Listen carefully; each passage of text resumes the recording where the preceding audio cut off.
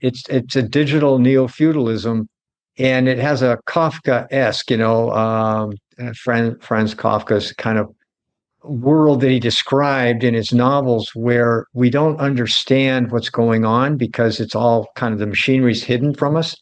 And so there's these sort of incomprehensible rules we're supposed to follow. And then if you want to object or appeal, there's no one to go to. So when you get deplatformed and by big tech, as I know myself, just from being shadow banned, which is even more pernicious and sinister because it appears your posts are still there, but it's just no one else can see them. So, there's lots of permutations of this kind of, I call it, it's also the digital gulag, that you're given a 10-year sentence in the digital gulag, and you don't even, there's no appeal. You can't call somebody up at big tech and say, hey, I think you guys got this wrong. No, there's nothing. In fact, you don't even know what crime you were accused of or the sentence, and there's no appeal. So this in itself is sinister. That it's unlike civil society where there's a legal system of some kind.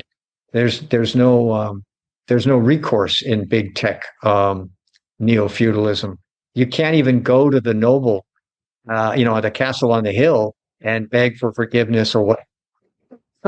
And so I think it is extremely dangerous. And another factor I mentioned in the article that you referenced on Substack is that it's also by digitizing the analog world to where your washing machine and refrigerator have a motherboard, and your car is totally dependent on digital, processors.